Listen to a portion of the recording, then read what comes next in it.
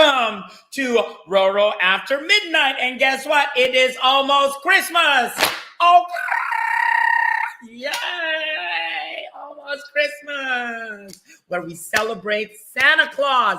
Thank you, Santa Claus. Anyway, we are in the U.S. There's more Santas.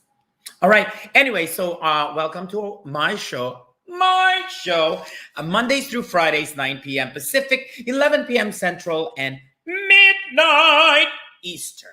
You can follow me on Facebook at Roro the Tenor. Actually, if you search Roro the Tenor, you'll see that little logo right there.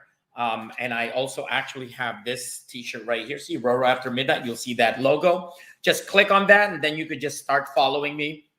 Like I said, on Roro the Tenor. And you could also go to YouTube and do Filipino Tenor. Just search Filipino Tenor, and you'll see there also my face, Filipino Tenor. You can follow me on Instagram, Twitter, and TikTok at Roro the Tenor. Also, to show your support, I expanded it. To show your support, please continue using Venmo at Roro the Tenor. For those who have Zelle, it's rorothetenor@gmail.com, just so you know.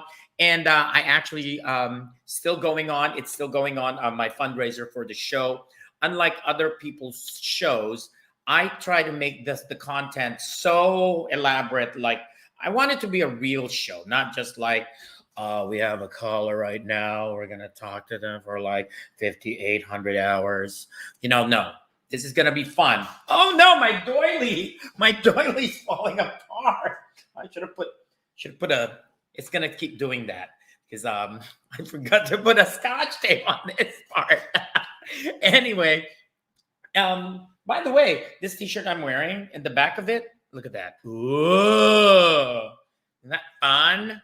Anyway, lastly, stay safe, get vaccinated, and keep wearing your masks whenever possible.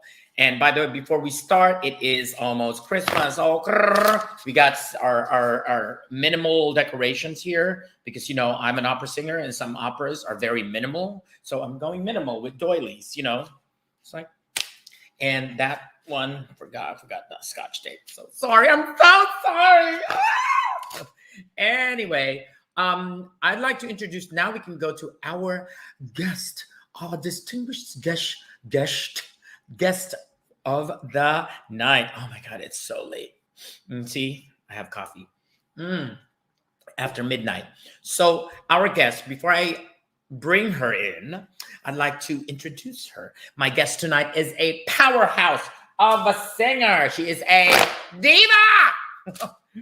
Her versatility in a wide range of roles, like Calvo in Maometto Secondo, Arsace in Semiramide, Suzuki in Madame Butterfly, and Hansel and Gretel, to name a few. That's like all over the place. It's awesome. Makes her one of the most sought-after mezzo-sopranos in the opera world. Please welcome to Roro After Midnight, my very close friend, especially since she came to my wedding, Ms.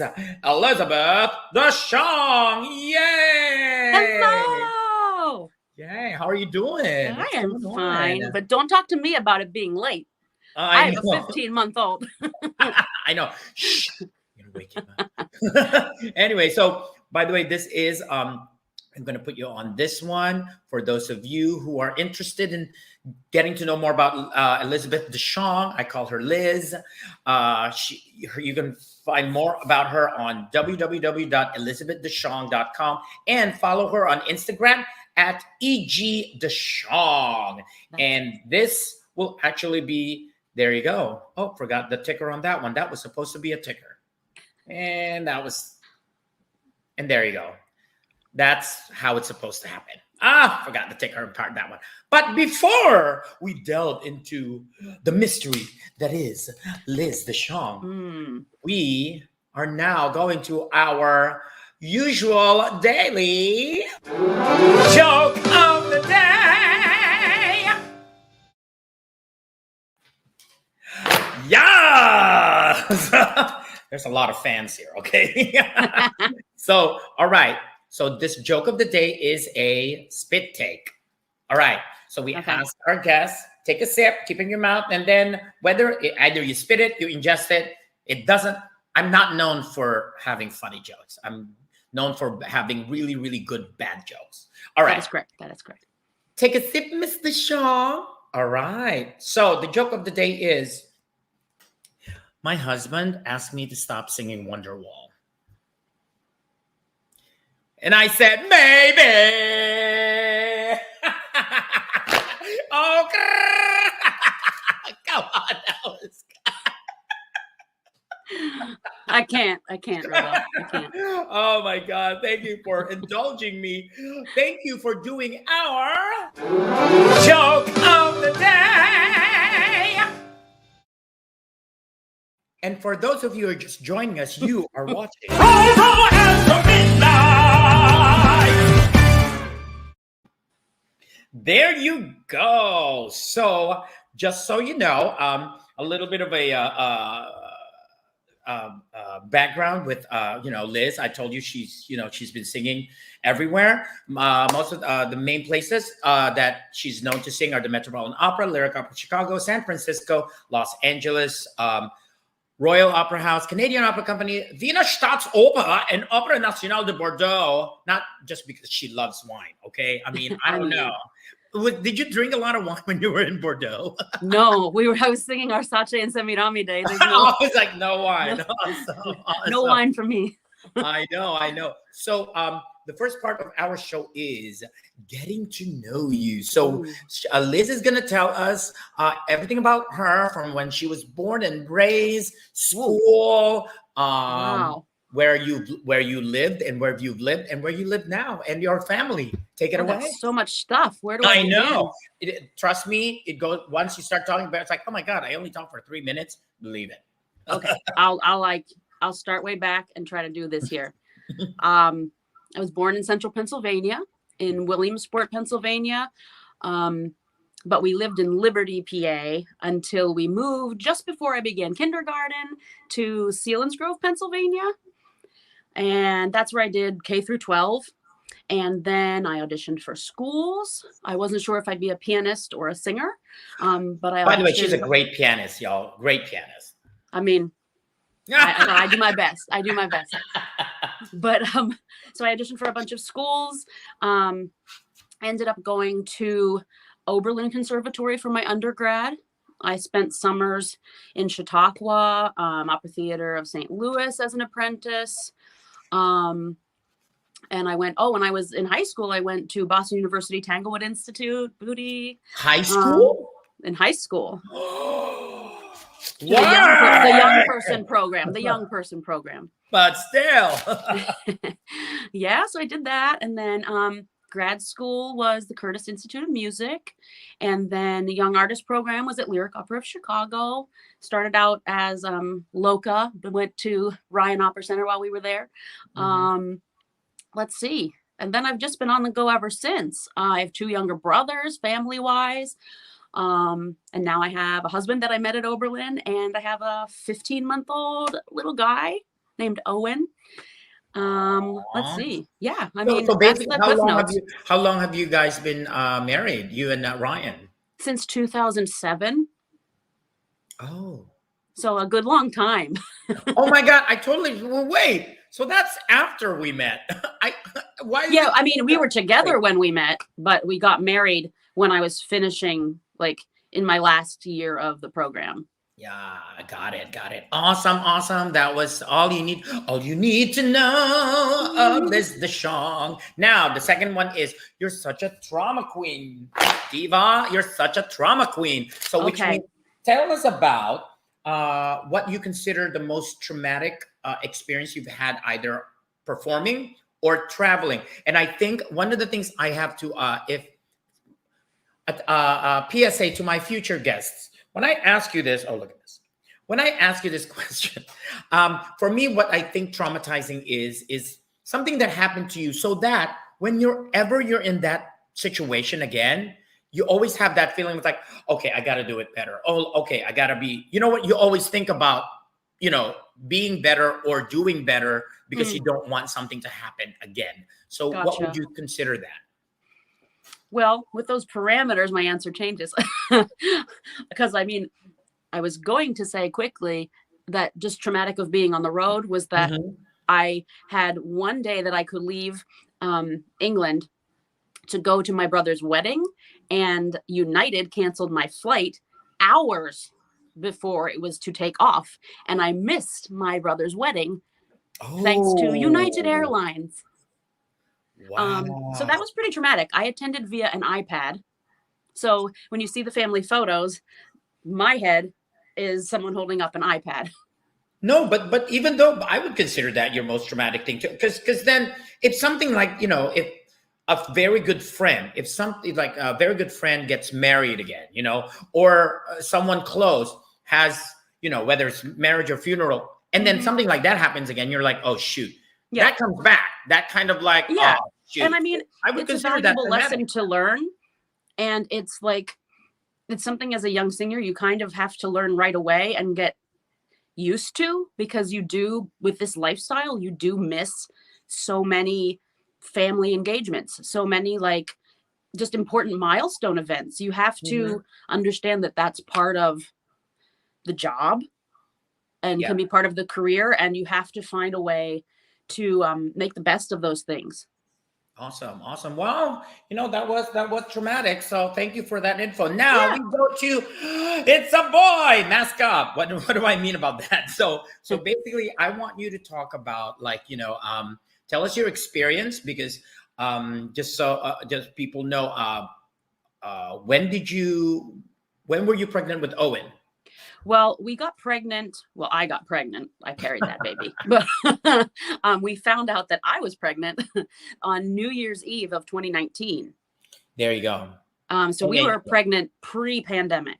Yes, a pre-pandemic, and then you were already pregnant, like Yep. months already through the pregnancy when the pandemic happened. Just Yeah. now, tell us your experience during pregnancy in the first few months, as Yeah. well as raising your baby Yeah. during the pandemic, because it's not just 2020, No, it's it's now. 2021 and now. And tell us, I know I'm giving you like a load here, at least No, because yeah, like, it's fine. and your obstacles, your discoveries, all of the stuff that you discovered or you figured out, or just you Yeah. realize. So tell us about that. Yeah. I mean, so we decided to have a baby. It's something we had gone, back and forth about for a long time, because we liked our life, and we just decided we were ready to share it with someone Mhm. else. And we had a lot of love to give, and what better way? I mean, you find you find sort of stores of love that you didn't even know you had. I I mean, with a Yeah, baby, but and on a side note, I think people need to realize in this profession, it is so normal for singers, especially women, if they are doing it themselves, to actually plan when they need to yeah, have a baby. It's based that, unlike in other non-theater professions, where it's like, oh, you can have it anytime because you could always do a maternity leave. Like, yeah, not in this one. no, I All right. mean, Anyway, continue. no, it's true. So I had definitely looked at my schedule and said, this would be sort of an ideal time with what I had coming up. I felt I could sing into my pregnancy. Then I would have some time doing concerts that would have lined up, all this stuff. Anyway, I'm finishing up my run of Peak Dom at Lyric Opera of Chicago. And I Yeah. had told very few people, but select few as I was leaving, that I was a few months pregnant at the time. Yeah, I was one of them. Yes, you were. And but I did keep it a pretty concealed secret. I just didn't Yeah. really, I wanted to kind of savor it myself, and I didn't want it to become sort of a big That's what topic we of call, guys. conversation. That's what Liz did was a form of shade. No, it's not shade. I'm kidding. It's I'm kidding. privacy. Privacy, which I value highly. All right, continue. But anyway, so that job was finishing up, and I was scheduled to go abroad to sing a role, and the pandemic was starting, and I made the decision not to go. Which at the time people were kind of like, oh, well, are you sure it's maybe not that bad? And I just kind of saw the writing on the wall. I'm not going to say like I knew exactly where we'd be like now, but I decided, for the safety of myself and my baby, that I wasn't going to make that trip. with everything being so, new and uncharted. And so I stayed home, and then everything just stopped. I mean, every singer knows, everything just shut down. And it was nice in the sense that I could be home and really experience the pregnancy. I would have been on the road, and I think I would have, some of the things would have slipped unnoticed. Just, the changes, the gradual nature of it all. Because you weren't distracted with little things here and there. You were able to like really concentrate, like everything I need to know about being pregnant, while I'm pregnant, preparing to what happens when I deliver. It was good that way. And just noticing my body, feeling every change that as he grew and all of those things. I mean, the scary part in all of it, as we progressed further and further and the pandemic worsened, I did have to go to a lot of appointments completely alone. So when I had big major anatomy scans and things, a lot of that I was by myself. Ryan couldn't go with you? He could only go to the first one, and then toward the end he was able to go. It was in the middle of it. There's no like, now it's like, as long as you show some kind of, there was no vaccine yet. So Nope. So, I mean, some of it was lonely that way and scary because, you don't want to get sick with an unknown disease and risk your child. There was a lot of extra fear that way.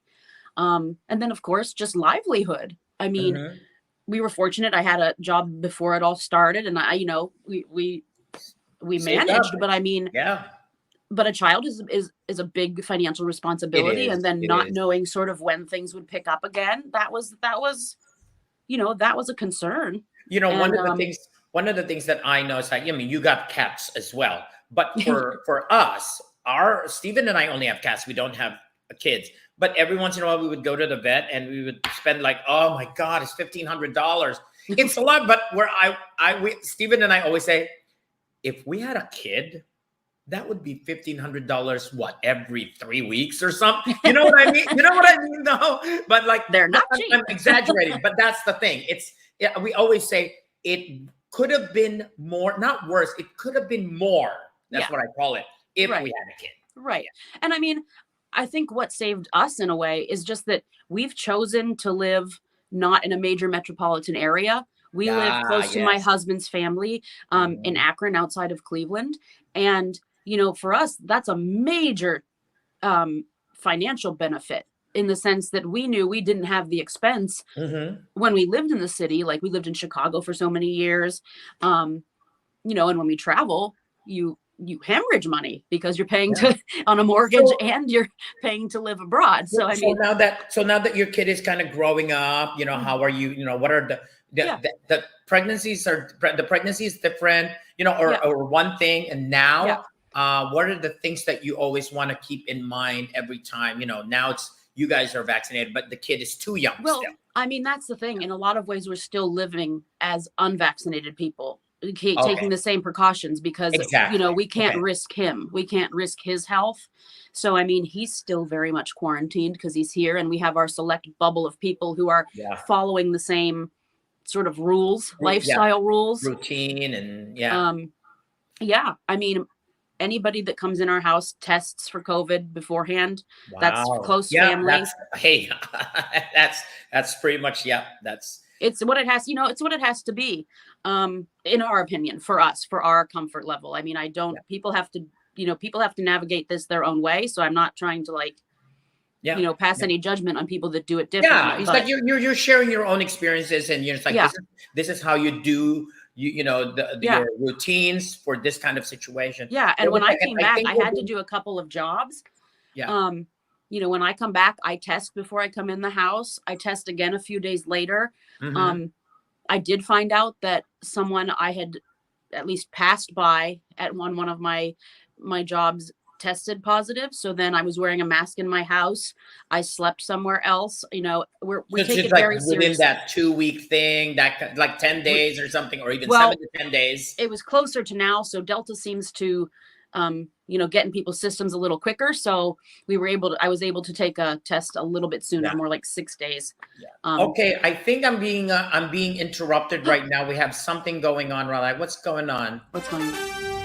This is the Dara Report. Roro here for the Dara Report. I just finished watching West Side Story, the musical, the movie, and I highly suggest it. Make sure you bring tissues. And that was the Dara Report. How'd you get there so fast? That was important. Exactly. Well, we are talking to, of course, where's my banners here? We are talking to the amazing Elizabeth DeShong. And as always, I said you could find more about her on www.elizabethdeshong.com or follow her on Instagram at EG.DeShong. And you are watching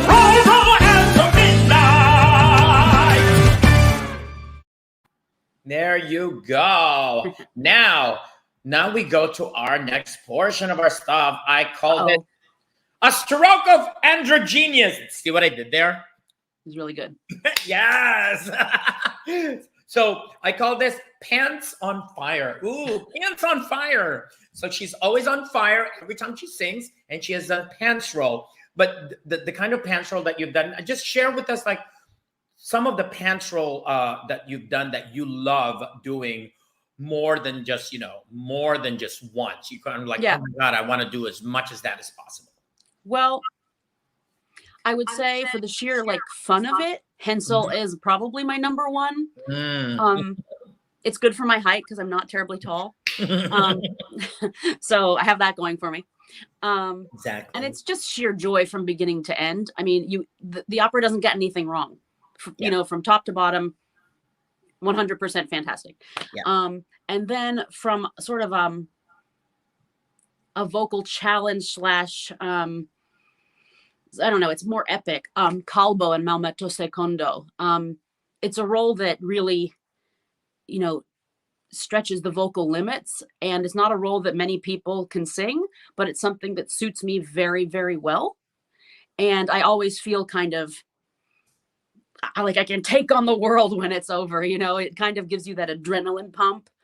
And you just feel super accomplished at the end. Yeah, so it's Hensel for fun and Calbo for vocal power. Yeah. You go work. So many fans here. Yep. I'm trying to get, you know what? I cannot get a Christmas one. I looked on Amazon. I cannot get it. Now we're going to a topic called the new normal. So I'm going to ask, we're returning back, it was 2020. Some people, it's funny because some people actually return to work sometimes into 2020 in Europe and this and that, but it really went back again in 2021. You're returning to work after the initial pandemic breakout. What routines do you adjust compared to before? I'm definitely more careful. I don't go out and socialize with my colleagues now, right? At least not right now. Yeah. I'm not going and eating in any restaurants. I'm not risking any extra exposure. Here's the question. Do you think that would be a little tiny different if you didn't have a kid? Oh yeah. Mm-hmm. Okay. Yeah, because I am vaxxed and boosted. I am, I feel confident with the measures that I take personally, that if it were just me, for me, it would be okay, but I would still mask up as much as I do currently, because I think it's important for all of us, because the reason this has lasted so long is because people have decided not to care about other people. We just have to protect each other.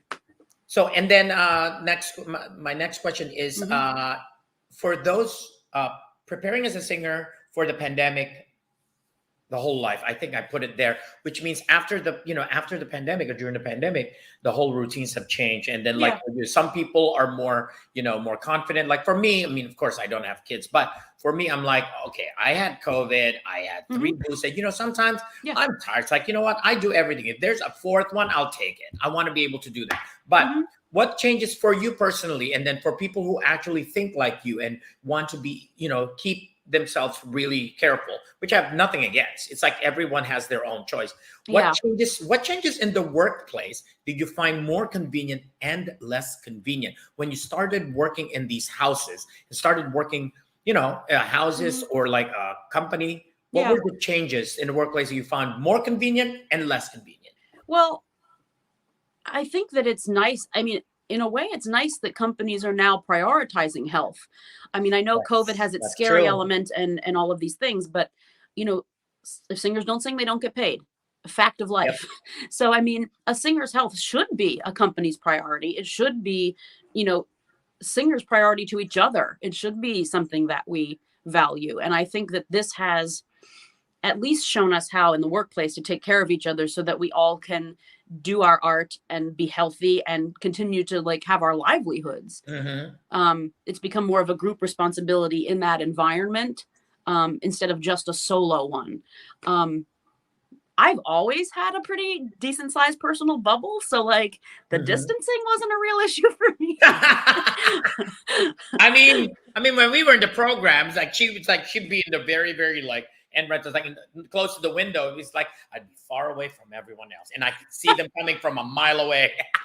No, I mean, it's not. I love people. I just like. I don't mind being an observer Again, when my I'm version off of the stage. shade. It's not shade. People might not get that about me. I'm just more of an observer. It's funny because when I first met Liz, I mean, it's his personality. It's like for people to understand my outgoing, loud personality, I have to understand people's not loud and reserved personality. Yeah. Because if I say, oh my God, they're a snob, you didn't even get to know them. Or like for me, if they said, oh my God, he's too loud. He doesn't know how to keep a secret. It's like, how do you know? You know what I mean? People. No, right. Yeah, you don't want to do, that expectation. Yeah. And for me, like, I've actually always enjoyed people who are more sort of outgoing and outspoken. Like, when I get to know people, I'm not shy of having an opinion. I'm not shy of speaking my mind when I feel it's important. It's just a difference in personality. But like, I like people filling the space around me. Yep. I like to do that on stage, but off stage, meh. Yeah, that's true. Now, thank you for that. Of course, like I said, you have been watching Roro After Midnight. Oh, wait. I'm like trying to like put here and I've been talking to Elizabeth DeShong again. I'm putting this as like ElizabethDeShong.com and Instagram is EG. .com is still getting fixed up. It's kind of ready for a revamp. No, but still, it's nice. I checked it out today. So yeah, no, it looks good. My Facebook page, I will say, my Facebook fan page has up-to-date schedule information. So if you want to see what's coming up, the dates and times are more current there. Yeah, so that's cool. Now we've come to our portion. We are almost to the end of the show. But before we say goodbye, also, we have a special musical guest, which is basically also Liz. But it's pre-recorded way in advance. And so this part it's called our guest participation called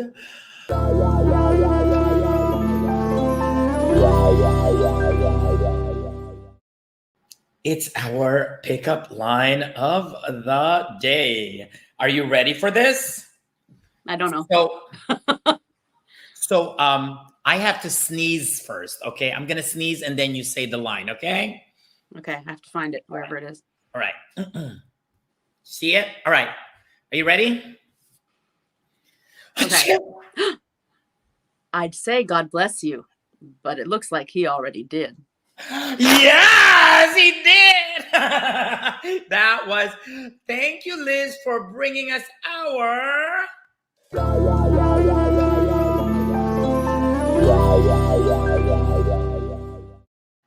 and ladies and gentlemen, I bring to you an excerpt from, what is that? An excerpt from Rossini's Semiramide. Liz Elizabeth DeShong singing as Arsace.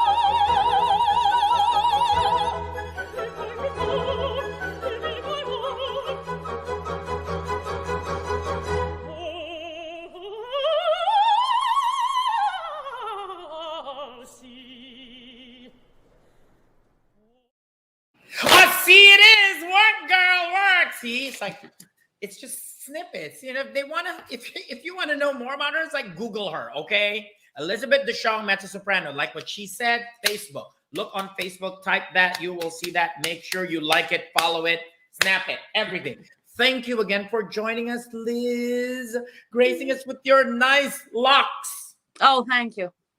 Oh my God, there's a new opera about her hair. It's called Lakshmi. No, Oh. no, that was bad. That was bad. It was. Oh, I miss this. I miss them. I'm like, everyone loves it when I make a joke and I laugh at my own joke because they laugh at me laughing at my own jokes. Yes, that is what they enjoy. And that is what a true diva is all about. Thank you again for joining us. Yay, thanks for having me.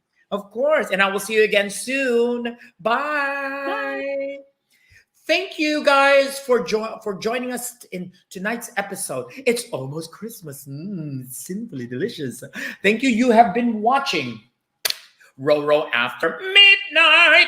Roro After. See, I can sing it, okay? I can sing my own theme. We're on Mondays through Fridays, 9 p.m. Pacific, 11 p.m. Central, and midnight Eastern. Follow me on Facebook. Look up Roro the Tenor on Facebook. Click on the one that's like, if you see that little logo right there, do that.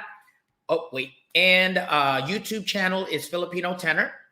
My Instagram, Twitter, and TikTok at Roro the Tenor. To show your support, please contribute using Venmo to at Roro the Tenor or Zelle to rorothetenor@gmail.com. That's that easy. Again, stay safe, get vaccinated, keep wearing masks whenever possible. And I will see you soon. Yes, goodbye.